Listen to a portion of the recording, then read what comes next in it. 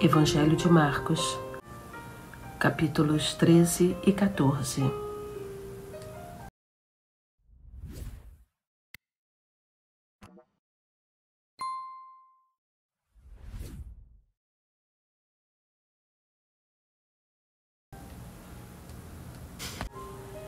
Capítulo 13.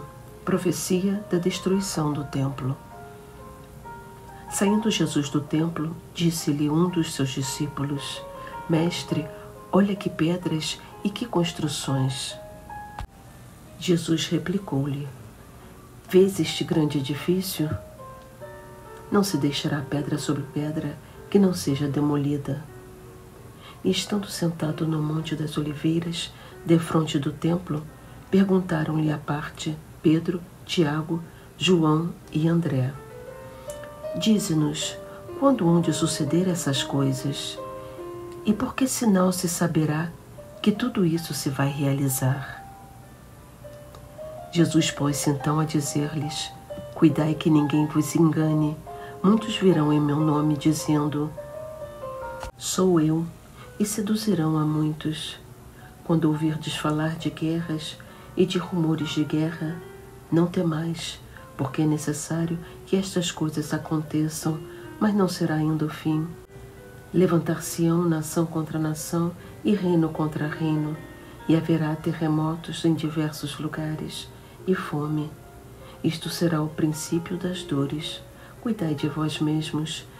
Sereis arrastados diante dos tribunais e açoitados nas sinagogas, e comparecereis diante dos governadores e reis por minha causa, para dar testemunho de mim diante deles.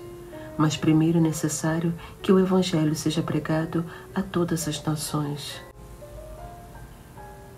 Quando vos levarem para vos entregar, não premediteis no que haveis de dizer, mas dizei o que vos for inspirado naquela hora, porque não sois vós que falais, mas sim o Espírito Santo.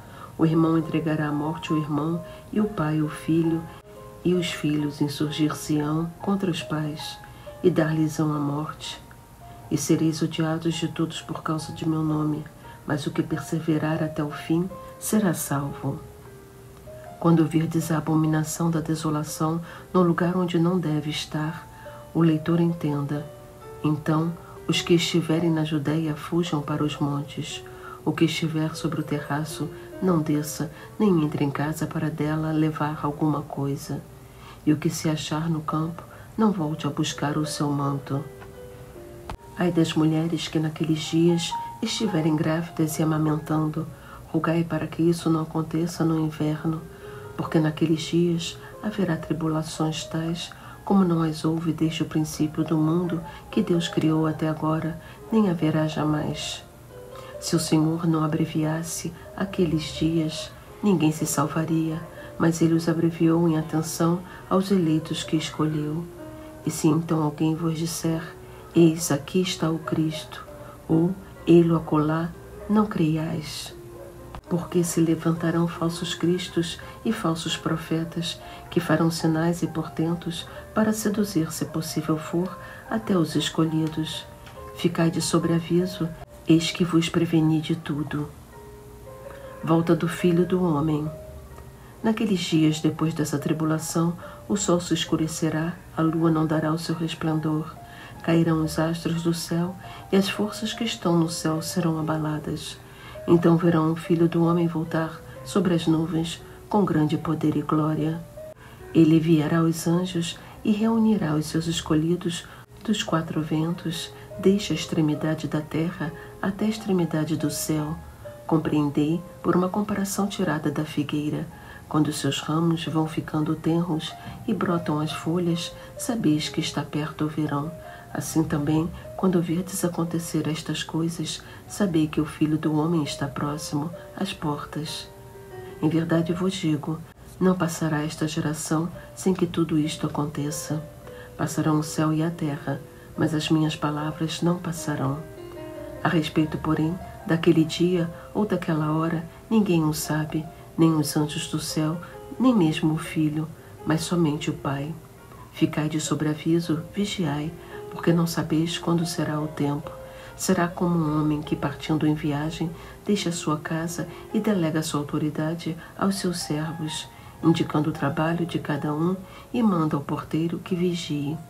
Vigiai, pois, visto que não sabeis quando o Senhor da casa voltará, se à tarde, se à noite, se ao cantar do galo, se pela manhã, para que, vindo de repente, não vos encontre dormindo. O que vos digo, digo a todos: vigiai. Paixão e ressurreição de Jesus. Conjuração contra Jesus.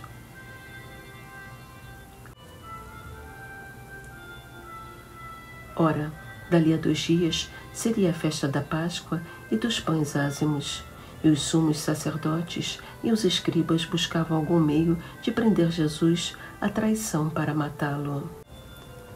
Mas não durante a festa, diziam eles, para não haver talvez algum tumulto entre o povo. Refeição em Betânia. Jesus se achava em Betânia, em casa de Simão, o leproso. Quando ele se pôs à mesa, entrou uma mulher trazendo um vaso de alabastro cheio de um perfume de nardo puro, de grande preço, e quebrando o vaso, derramou-lhe sobre a cabeça. Alguns, porém, ficaram indignados e disseram entre si: por que este desperdício de bálsamo? Poder-se-ia tê-lo vendido por mais de 300 denários e os dar aos pobres. E irritavam-se contra ela. Mas Jesus disse-lhes: deixa, porque a molestais? Ela me fez uma boa obra. Vós sempre tendes convosco os pobres, e quando quiserdes, podeis fazer-lhes bem. Mas a mim não me tendes sempre. Ela fez o que pôde. Embalsamou-me antecipadamente o meu corpo para a sepultura. Em verdade vos digo, onde quer que for pregado em todo o mundo o Evangelho, será contado para sua memória o que ela fez. Traição de Judas. Judas Iscariotes, um dos 12, foi avistar-se com os sumos sacerdotes para lhes entregar Jesus. A esta notícia, eles alegraram-se e prometeram dar-lhe dinheiro. E ele buscava ocasião oportuna para o entregar. A ceia. No primeiro dia dos ázimos, em que simulava a Páscoa, perguntaram-lhe os discípulos: onde queres que preparemos a refeição da Páscoa? Ele enviou 2 dos seus discípulos, dizendo: ide à cidade, e sair-vos-á ao encontro um homem carregando um cântaro de água. Segui-o, e onde ele entrar, dizia ao dono da casa: o mestre pergunta: onde está a sala em que devo comer a Páscoa com os meus discípulos? E ele vos mostrará uma grande sala no andar superior, mobiliada e pronta. Fazia ali os preparativos. Partiram os discípulos para a cidade e acharam tudo como Jesus lhe havia dito, e prepararam a Páscoa. Chegando à tarde, dirigiu-se ele para lá com os 12. Enquanto estavam sentados à mesa e comiam, Jesus disse: em verdade vos digo, um de vós que come comigo me há de entregar. Começaram a entristecer-se e a perguntar-lhe um após outro: porventura sou eu? Respondeu-lhes ele: é um dos 12 que se serve comigo do mesmo prato. O Filho do Homem vai segundo o que dele está escrito. Mas ai daquele homem por quem o Filho do Homem for traído. Melhor seria que nunca tivesse nascido. Durante a refeição, Jesus tomou o pão e, depois de o benzer, partiu-o e deu-lhe, dizendo: tomai, isto é o meu corpo. Em seguida, tomou o cálice, deu graças e apresentou-lhe, e todos dele beberam. E disse-lhes: isto é o meu sangue, o sangue da aliança que é derramado por muitos. Em verdade vos digo, já não beberei do fruto da videira até aquele dia em que beberei de novo no reino de Deus. Jesus prediz a negação de Pedro. Terminado o canto dos salmos, saíram para o Monte das Oliveiras, e Jesus disse-lhes: Vós todos vos escandalizareis, pois está escrito: ferirei o pastor, e as ovelhas serão dispersas. Mas depois que eu ressurgir, eu vos precederei na Galiléia. Entretanto, Pedro lhe respondeu: ainda que todos se escandalizem, de ti eu, porém, nunca. Jesus disse-lhe: em verdade te digo, hoje, nesta mesma noite, antes que o galo cante 2 vezes, 3 vezes me terás negado. Mas Pedro repetia com maior ardor: ainda que seja preciso morrer contigo, não te renegarei. E todos disseram o mesmo. Suprema angústia. Foram em seguida para o lugar chamado Getsêmani, e Jesus disse a seus discípulos: sentai-vos aqui enquanto eu vou orar. Levou consigo Pedro, Tiago e João, e começou a ter pavor e a angustiar-se. Disse-lhes: a minha alma está numa tristeza mortal. Ficai aqui e vigiai. Adiantando-se alguns passos, prostrou-se com a face por terra e orava que, se fosse possível, passasse dele aquela hora. Abba, Pai, suplicava ele, tudo te é possível, afasta de mim este cálice. Contudo, não se faça o que eu quero, senão o que tu queres. Em seguida, foi ter com seus discípulos e achou-os dormindo. Disse a Pedro: Simão, dormes? Não pudeste vigiar 1 hora? Vigiai e orai, para que não entreis em tentação, pois o espírito está pronto, mas a carne é fraca. Afastou-se outra vez e orou, dizendo as mesmas palavras. Voltando, achou-os de novo dormindo, porque seus olhos estavam pesados, e não sabiam o que lhe responder. Voltando pela 3ª vez, disse-lhes: dormi e descansai, basta, veio a hora.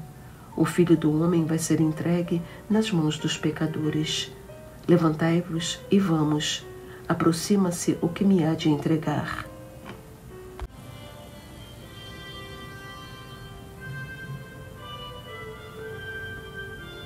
Prisão de Jesus. Ainda falava quando chegou Judas Iscariotes, um dos 12, e com ele um bando armado de espadas e cacetes enviado pelos sumos sacerdotes, escribas e anciãos. Ora, o traidor tinha lhes dado o seguinte sinal: aquele a quem eu beijar é ele, prendei-o e levai-o com cuidado. Assim que ele se aproximou de Jesus, disse: Rabi, e o beijou.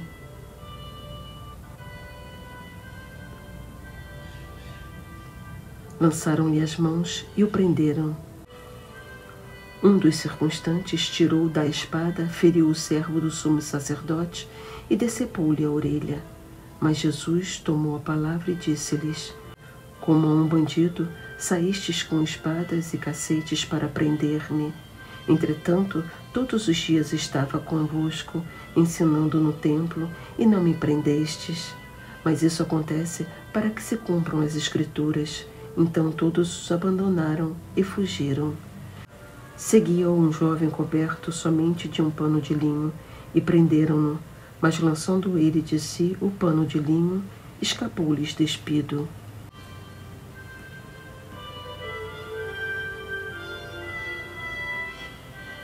Jesus em casa de Caifás. Conduziram Jesus à casa do sumo sacerdote, onde se reuniram todos os sacerdotes, escribas e anciãos. Pedro foi-o seguindo de longe até dentro do pátio. Sentou-se junto do fogo com os servos e aquecia-se. Os sumos sacerdotes e todo o conselho buscavam algum testemunho contra Jesus para o condenar à morte, mas não o achavam.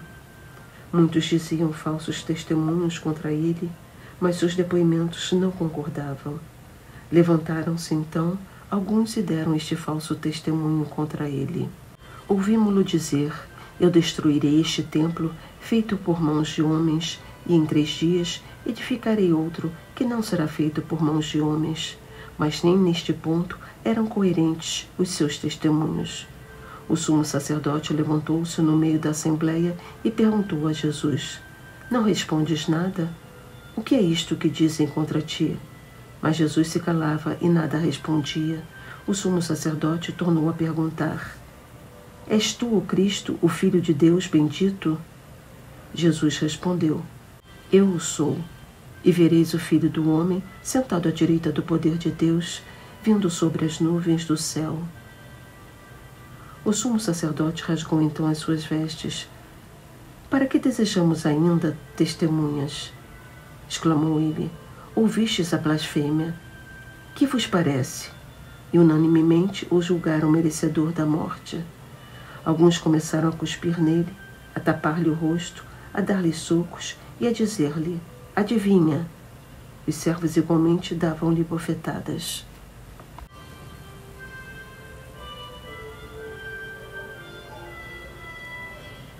Negação de Pedro. Estando Pedro embaixo no pátio, veio uma das criadas do sumo sacerdote. Ela fixou os olhos em Pedro, que se aquecia, e disse: Também tu estavas com Jesus de Nazaré. Ele negou: Não sei, nem compreendo o que dizes. E saiu para a entrada do pátio, e o galo cantou. A criada, que ouvira, começou a dizer aos circunstantes: Este faz parte do grupo deles. Mas Pedro negou outra vez. Pouco depois, os que ali estavam diziam de novo a Pedro: Certamente tu és daqueles, pois és Galileu. Então ele começou a praguejar e a jurar: Não conheço esse homem de quem falais. E imediatamente cantou o galo pela segunda vez. Pedro lembrou-se da palavra que Jesus lhe havia dito: Antes que o galo cante 2 vezes, 3 vezes me negarás. E lembrando-se disso, rompeu em soluços.